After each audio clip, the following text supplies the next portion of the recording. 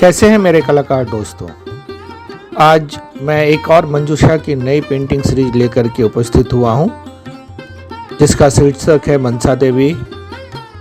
इस पेंटिंग में मनसा देवी की उत्पत्ति को दर्शाया गया है, जो मंजूषा के पैटर्न में किया गया है। चलिए स्टार्ट करते हैं। उससे पहले मैं बता दूं कि मेरे चैनल का नाम आर्ट यूनिवर्स है और आप इसे YouTube पे आर्ट यूनिवर्स 10 के नाम से सर्च कर सकते हैं। मंजूषा में बॉर्डर कंपलसरी तौर पे बनाया जाता है, इसीलिए बॉर्डर मैंने ऑलरेडी बना रखा है। इसमें बेलपत्र और ट्रायंगल शेप का इस्तेमाल किया गया है। अभी तक आपने अगर बॉर्डर वाला वीडियो और प्लांट वाला वीडियो नहीं देखा है तो जाकर के पहले उसको चेकआउट करिए, जिसमें आपको डिफरेंट टाइप के बॉर्डर बनाने के लिए बताया गया है। इस पेंटिंग में मनसा देवी की उत्पत्ति कैसे हुई इस चीज़ को दर्शाया गया है। जैसा कि आपको बताया गया है कि एक कथा चित्र होता है, जिसमें कि फ्रेम बाय फ्रेम यानी पेंटिंग के बाद दूसरी पेंटिंग के बाद तीसरी पेंटिंग, अलग अलग पेंटिंग में कॉमिक्स जैसे होता है वैसे उसी तरीके से इसमें कहानी चित्रण किया जाता है। 6 फ्रेम में, 7 फ्रेम में, 10 फ्रेम में, इसी तरीके से। उसी सीरीज में आज मैं मनसा देवी की उत्पत्ति को लेकर के ये पेंटिंग बनाने जा रहा हूँ, जिसमें कि भगवान शिव की जो दत्तक पुत्री थी वो कैसे दत्तक पुत्री बनी और उसके बाद की क्या कहानी है उस पर चर्चा होनी है। इस चित्र में भगवान शिव एक बार स्नान कर रहे थे और स्नान उपरांत उनके 5 बाल टूट करके नदी में विसर्जित हो गए और उसके उपरांत उन 5 से अलग अलग 5 सर्प कन्याओं का जन्म हुआ, जिसे यहाँ पे 5 डिफरेंट लेडी फॉर्म में दिखाया गया है और जिसको कि कमल पे दिखाया गया है। इसमें से सबसे बड़ी बहन का नाम जया था, दूसरे का नाम बिसहरी था। इन्होंने ही बाद में चल के बालाजी से विष का वापस हरण किया था, इसीलिए इनका नाम बिसहरी था। और हरण मतलब वापस लिया गया था, जिससे कि उनकी प्राण वापसी हुई। तीसरी बहन का नाम था सामिलबाड़ी और चौथी बहन का नाम था देव। और लास्ट में जो सबसे छोटी बहन थी उनका नाम था दोतली।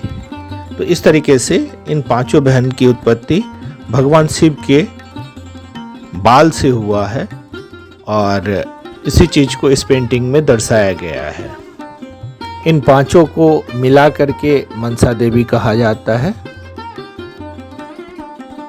इसमें सबसे पहले लाइन ड्राइंग से 5 देवियों का ड्राइंग कर लेंगे, उसके बाद कमल का फूल, भगवान शिव, इन सब चीज़ों को लाइन ड्राइंग से कर लेने के बाद आपको इस पे आगे के लिए तैयारी करनी है। ऊपर में कुछ जगह बच रहा है, जिसमें हम लोग थोड़ी सी झालर नुमा आकृति बना देंगे। यह झालर नुमा आकृति आपको बनाना अच्छा होगा, इसलिए कि ऊपर ब्लैंक स्पेस छूट रहा है और जितना भरा भरा लगेगा, फोक आर्ट का यही मज़ा होता है कि आपका काम पूरा भरा भरा लगे, डेकोरेटिव लगे। इसीलिए वहाँ पे उस चीज़ को हम लोग अच्छी तरीके से बना देंगे।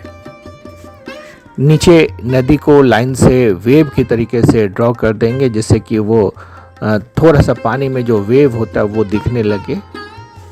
मंजूषा कला का जो पहचान है उसको दिखाते हुए बैकग्राउंड में रेड कलर डाल देंगे और उसकी ज़रूरत हमें कमल के फूल में भी पड़नी है, तो उसे भी साथ साथ कर देंगे। ध्यान रखिए, जब भी आप एक तरीके का कलर खोलें तो मैक्सिमम कोशिश करें कि उसको जहाँ जहाँ नीड है, जहाँ जहाँ जितनी ज़रूरत है उसको लगा ही दें, जिससे कि आपको आगे चल के काम करने में आसानी होगी। आमतौर पे आप भगवान शिव की पेंटिंग जहाँ कहीं भी देखेंगे तो उसको ब्लू स्टोन में देखेंगे, लेकिन इस पेंटिंग स्टाइल में आप देखेंगे कि भगवान शिव की पेंटिंग ब्लू स्टाइल में नहीं है, क्योंकि इसमें मात्र 3 ही रंगों का इस्तेमाल होता है, तो यहाँ पे उनके बॉडी पे भी येलो स्टोन लगाया गया है। स्पष्ट और ध्यान देने वाली बात यह है कि इसमें जितनी भी पेंटिंग्स होंगे, जो भी काम होगा, वो मात्र और मात्र 3 कलर से ही होगा, ग्रीन, येलो और पिंक या रेड, दोनों में से कोई एक। कमल के फूल में हम लोगों ने रेड भी लगाया है और येलो भी लगाया है। साथ में उनके नीचे का जो पत्ते हैं उसमें हम लोग ग्रीन लगा रहे हैं। वेव को थोड़ा सा मोटा डेवलप कर देंगे जिससे कि वो डिस्टेंस भी दिखने लगे और खूबसूरत भी दिखने लगे। अब बचे हुए देवियों के वस्त्र एवं आभूषण में हम लोग कलर डालेंगे। तो चूँकि देवी है तो इसमें मैक्सिमम कोशिश करेंगे कि हम लोग रेड डालेंगे। उनके ड्रेस पैटर्न में तो ज़रूर से ज़रूर रेड का इस्तेमाल करेंगे, साथ ही हम येलो का भी इस्तेमाल करेंगे। सारी देवियों के वस्त्र में थोड़ा थोड़ा सा अंतर लाने की कोशिश करेंगे। सारे का ड्रेस जो होगा वो थोड़ा सा वेरिएशन लाने की कोशिश करेंगे। किसी के चुन्नी में ज़्यादा रेड कलर डालना है, कभी कम, कभी थोड़ा सा डिज़ाइन में इधर उधर।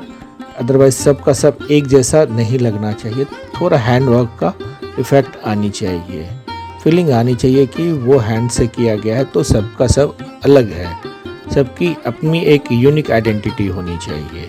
इस चीज़ को देखते हुए सबका ड्रेस पैटर्न थोड़ा सा अलग करना है। तो कैसी लगी ये पेंटिंग कमेंट सेक्शन में हमें ज़रूर बताएं। क्या आपको इस फोक आर्ट के बारे में पहले से जानकारी था? बिहार के फोक आर्ट की जब चर्चा होती है तो आपको मधुबनी से बाहर निकलने का कभी कोई मौका नहीं मिल पाता है। मधुबनी अपने आप में बहुत ही इंटरेस्टिंग है, लेकिन अगर मधुबनी के बाद किसी आर्ट फॉर्म की चर्चा की जाए तो उसमें मंजूषा आती है। तो एक बार ज़रूर ट्राई करें, इसके बारे में जानकारी इकट्ठा करें, अपने दोस्तों मित्रों के साथ साझा करें कि बिहार की ये लोक कथा, लोक चित्र दोनों बहुत ही फेमस है। आशा करता हूँ कि ये पेंटिंग आपको बहुत पसंद आई होगी। अगर आपको ये पेंटिंग पसंद आई तो वीडियो को लाइक करें। Thank you for watching. जय हिंद, जय भारत।